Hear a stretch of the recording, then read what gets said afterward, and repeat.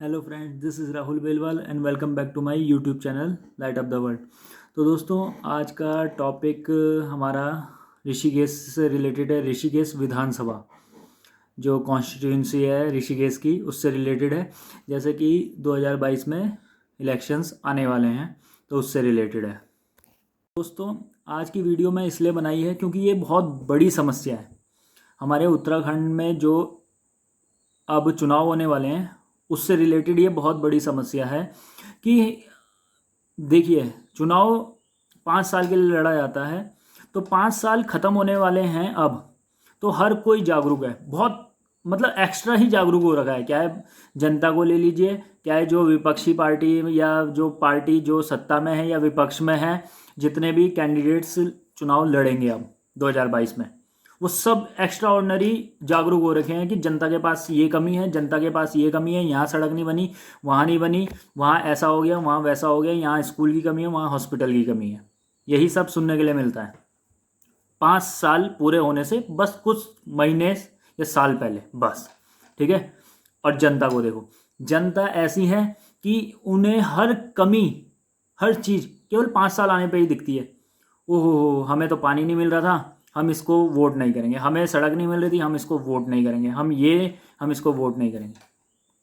ये पूरी पूरी प्लानिंग है, होती है।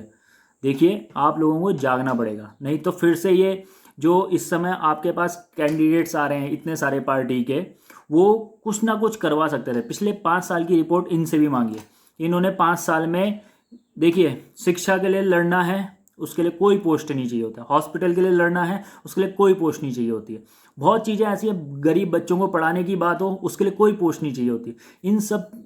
ये सब चीज़ें बिना पोस्ट के कर सकता है व्यक्ति। बट ये लोग आगे जाके पोस्ट में आने के बाद हमें ये बोलते हैं इस समय कि हम ये कर देंगे, हम वो कर देंगे, स्कूल बनवा देंगे, कॉलेज बनवा देंगे और पता नहीं क्या क्या। बट अगर हमारे ऋषिकेश की बात करें तो 15 साल से अगर जो इस समय सीट में है, इस विधानसभा सीट में है, उनके विपक्ष वालों ने 15 साल में क्या किया, एक चीज भी गिनाए? शिक्षा में कुछ किया, हॉस्पिटल बनवाए, या गरीब बच्चों के लिए कुछ करवाया? कुछ नहीं। ये फिर से वही मुद्दा उठा के आएंगे कि इन्होंने 15 साल राज कर लिया, इन्होंने कुछ नहीं किया है। बट आप लोगों ने भी कुछ नहीं किया है। इनसे बोलिएगा, हर एक व्यक्ति बोलेगा, तभी हमें आने वाले 10-15 सालों में एक अच्छी गवर्नमेंट मिल पाएगी।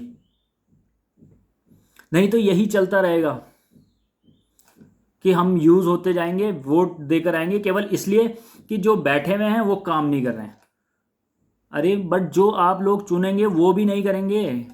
जैसी हमारी स्थिति है, 5 साल के बाद ही जागने वाला सीन है जो हमारा जनता का, तो ये भी काम नहीं करेंगे, गारंटेड है।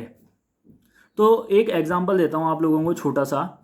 आप लोगों ने देखा होगा कि स्कूल में जब बच्चे के एग्ज़ाम होते हैं, ठीक है ना, एक बच्चा ऐसा होता है जो पूरे साल भर मेहनत करता है, ठीक है, वो टॉप करता है, वो टॉप की सोचता है कि मुझे टॉप करना है, ठीक है।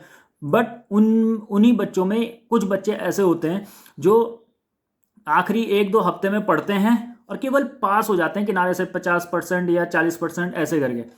और वही हाल इन सबका है। जो कैंडिडेट्स हैं वो केवल 5 साल मेहनत ना करके केवल 1 साल मेहनत करते हैं, क्योंकि उन्हें पता है कि 5-4 साल बर्बाद करके कुछ नहीं मिलने का, क्योंकि उन्हें सोशल वेलफेयर से कोई लेना देना नहीं है। उन्हें केवल एक ही वेलफेयर चाहिए, पोस्ट वेलफेयर। आप लोगों को समझना पड़ेगा कि ये केवल पोस्ट के लिए लड़ते हैं। अगर हमारे लिए लड़ना होता तो स्कूल के लिए लड़ते, हमारे लिए लड़ना होता तो कॉलेज के लिए लड़ते, हमारे लिए लड़ना होता तो गरीब बच्चों की भलाई के लिए लड़ते, जिनके पास एजुकेशन, बहुत चीज़ों की कमी है, संसाधनों की कमी है। बट ये उस चीज़ के लिए नहीं लड़ते क्योंकि ये 5 साल नहीं दिखते। अगर लड़ते तो 5 साल भी दिखते। तो इसलिए दोस्तों, जागें और इन सब से पूछें। अगर हम 15 साल का हिसाब मांग रहे हैं तो 15 साल से इनका भी हिसाब मांगें, बहुत ज़रूरी है। नहीं तो फिर वही साइकिल चलती रहेगी कि हम केवल वोट देने वाली, अरे वो ईवीएम मशीन क्या है, हम लोग बने हुए हैं मशीन कि हमें वोट देना है बस।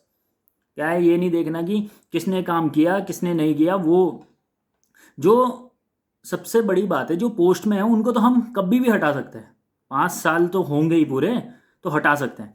बट जिनको हमने चुनना है, क्या हमने उनको परखा? उनसे पूछा कि आपने क्यों नहीं करा। अगर आप इतना सब बोल रहे हैं तो 4-5 काम तो आप भी कर सकते थे शिक्षा के लिए, किसी भी चीज़ के लिए, छोटी से छोटी चीज़ों के लिए काम हो सकता था, बट नहीं करेंगे। अब कुछ लोग सोचेंगे कि फंड नहीं होता उनके पास। दोस्तों, जो इतनी बड़ी बड़ी पार्टियों से इलेक्शन लड़ रहे हैं उनके पास फंड नहीं होगा?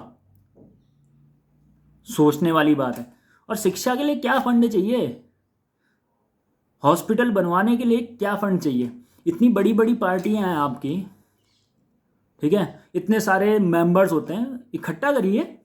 उत्तराखंड को बदलने के लिए सबसे ज़रूरत इस चीज़ की है कि हमें अपनी सोच बदलनी पड़ेगी। ऐसा केवल वोट देने वाली मशीन मत बने, सोच समझ के वोट करना।